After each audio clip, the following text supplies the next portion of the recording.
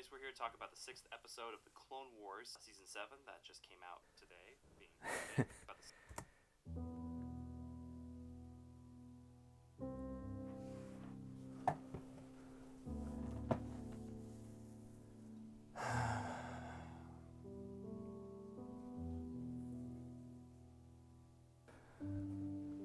Hey, me? You okay? Oh, hey, me. Hey, what's wrong? You alright? What's going on? Oh, nothing. You sure? I mean, you can tell me. I mean, I'm you, so it doesn't really matter. Well, I just realized that we're 7 episodes into the Clone Wars already. That means we're almost halfway done. In about a month, it'll be it. Clone Wars will be over. So you're sad that the Clone Wars is ending? And that we're not going to have any new episodes? I mean, yeah, it's sad. It had to end sometime.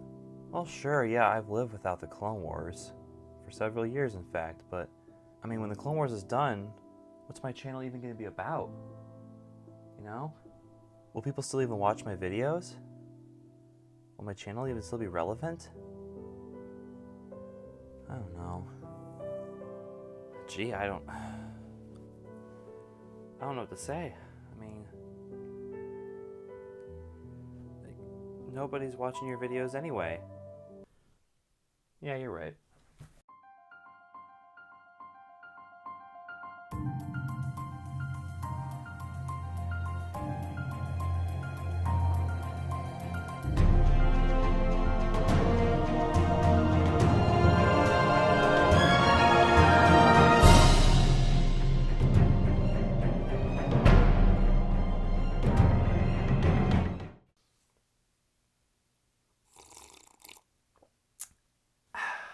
In all seriousness, though, I do want to say to the few of you who do watch my videos, thank you guys so much. I currently have about 22 subscribers, 2 of which are me. But to the other 20 of you who have subscribed to my channel, and to those who do watch my videos and watch all the way to the end, thank you guys so much. It really does mean a lot to me. Your views mean a lot to me. And your comments do as well, to the few of you who do leave a comment every once in a while. So thank you guys very much. If you would like to be part of this community, and you haven't already, maybe consider hitting the subscribe button down below and hitting the notification bell so you're notified of all my future videos. And if you feel so inclined, maybe hit the like button, as it does help out my channel. Well, now that I got my obligatory, begging for subscribers portion of the video done, let's continue with the review. So this episode was the 7th episode of Season 7. This is the 3rd episode in the whole Ahsoka's walkabout arc. I think it's what it's officially called. So where we last left off, Ahsoka and the Martez sisters were captured by the Pikes for failing to deliver some spice. And the reason they failed to deliver the spice was because someone, who we're not pointing fingers at, Trace, dumped all the spice, and they couldn't deliver the 30,000 credits worth of product there. So now the Pikes are obviously pretty pissed, and they're like, hey, where's our spice? So they're holding them captive and torturing them, hoping to get some inclination as to where the spice is, not knowing that it was dumped. And this episode's pretty much your standard break out of jail kind of episode. There is a lot of action, not a whole lot of story, I guess. Not much really happens of note, so there's not that much to talk about. But there are some nice character building scenes, so that's the stuff I really want to talk about this episode. I do like that we finally get to find out why Trace and Rafa don't really like the Jedi, and I can really understand where they're coming from.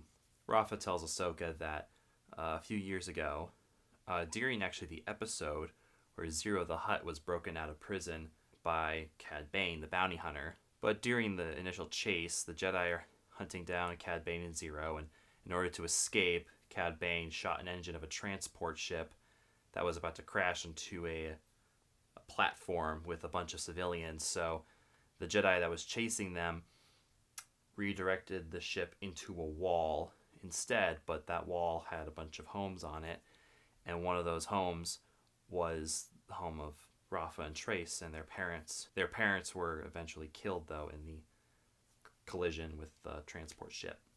And because the Jedi had to take care of that situation, Zero and Cad Bane got away. So they didn't even catch the criminals responsible. But what really got to Rafa especially was when the Jedi came back to investigate and check if everyone was okay and found that, yeah, their parents were dead, the Jedi simply looked at her and went, "Well, I had to make a choice. But not to worry. The Force will be with you." And then left. And based on the description of who the Jedi was, she mentions she had bright green skin and dark robes. This was most likely Luminara Unduli, and of course it was Luminara. Like, Luminara is not a bad person. She's just very cold and matter of fact. I mean, we are talking about the Jedi Master who was totally okay with the possibility of her Padawan being dead and didn't even want to bother looking for her, just to be sure. Yeah, she's pretty cold-hearted. "Oh, my Padawan was inside that building when it collapsed? Oh, well, she must be dead. Okay, let's get going. Don't you want to check and see if they're actually alive? We should probably go look and make sure. I mean, if they're alive, okay, that's cool, but, if not, whatever." So I could totally imagine Luminara having those bedside manners. Not very good ones. She was probably the worst Jedi to send to comfort them. And because of this, Rafa and Trace have a distrust of the Jedi and just the upper levels of Coruscant as a whole. And of course, Ahsoka can't defend that. She's like, "Yeah, that's pretty bad." And she's dealing with her own issues with the Jedi at that moment, seen as, they all turned their backs on her and didn't believe her when she said she was innocent when she was framed for murder. So, yeah, the Jedi aren't looking so great in this episode.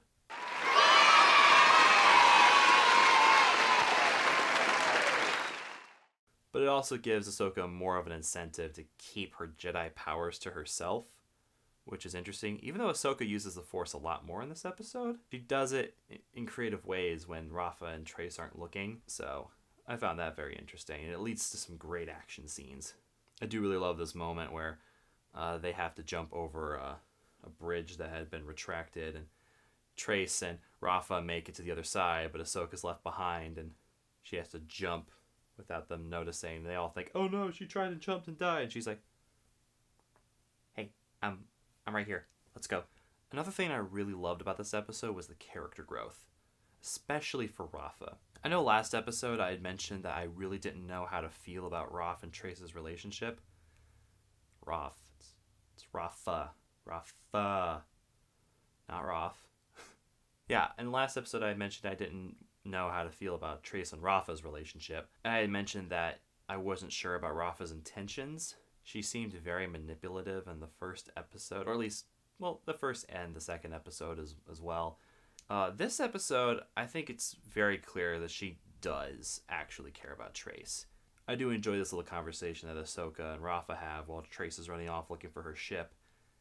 And Rafa mentions, like, look, if Trace doesn't want to live this life, she can leave whenever she wants. But Ahsoka brings up, like, look, do you really think she's going to say no to you? She doesn't want to say no to you. And she realizes that even though her sister is free to do whatever she wants, and she's giving Trace the freedom to do what she wants with her life, she also is starting to realize that her sister looks up to her, and whether she likes it or not, is setting an example for her, and is influencing her and the decisions that she makes.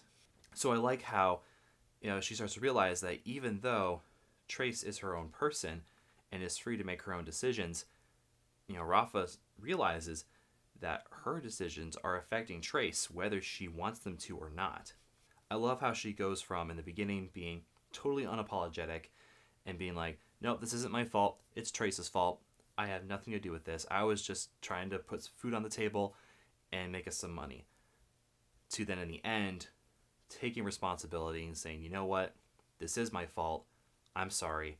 We wouldn't be in this scenario if I hadn't made a deal with the Pikes." I think that shows some great growth for Rafa, and I really do appreciate that. And as I mentioned before, there's some great action scenes. I do love the scene where Rafa, Trace, and Ahsoka are like trying to grab one of those stun sticks away from one of the Pikes, and he's on an elevator and going up, and suddenly realizes that he's sticking out and the wall's right here, and he just gets cut in half. It's scenes like this that make me wonder what people are talking about when they're like, "This isn't the Clone Wars I remember. This is the Disney Star Wars. Yeah, the old one was gritty and realistic. This is all Disney-fied and too family-friendly." Did you not see? the pike get cut in half by elevator.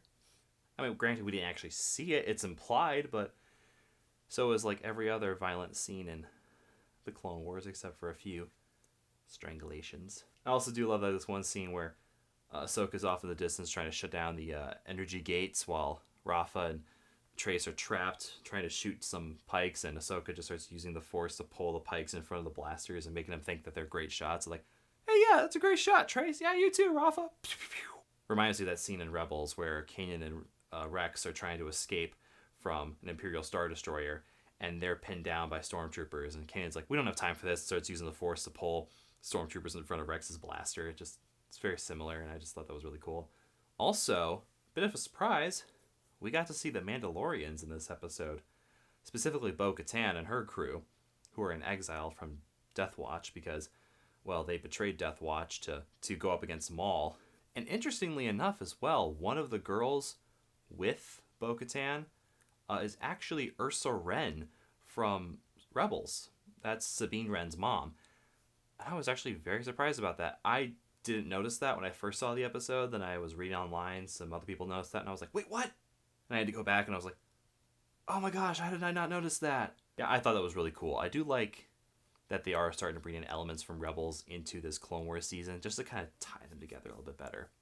And the episode ends with them getting recaptured, which, for me, when I first saw it, made me feel like this was kind of a pointless episode.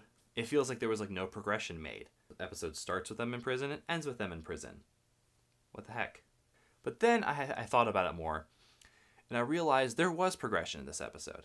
There was character progression. An episode doesn't always have to progress the events of the universe, or even like the events surrounding the characters, because that's not how life works. But an episode should always progress the character. And as I mentioned before, there was some great character progression for Rafa, how she goes from very unapologetic to very apologetic at the end of the episode. Ahsoka has a lot more compassion for these characters, even though she had tons of compassion for them before, now has a clear understanding of why they hate the Jedi. So all in all, I say it was a really enjoyable episode. Is it my favorite out of the arc? Probably not. I'll still have to see next week's episode in order to really determine which one of these is my favorite. But all in all, I'm enjoying this arc very well, and I'm excited for the next one. What did you guys think of the episode? Let me know in the comments down below. If you haven't already, please consider subscribing and hitting the notification bell so that you're notified of any future videos I put out. And if you feel so inclined, maybe hit the like button and maybe share this video with some of your friends or your enemies if you want their ears to bleed, I guess. And again, thank you to all of you who watch these videos and have watched all the way to the end. It really does help out my channel, and I greatly appreciate it. Well, I'm off to contemplate what I'm going to do with my channel for the rest of my life after the Clone Wars ends. So, yeah, I'll see you guys later. As always, thank you for watching and have a good one.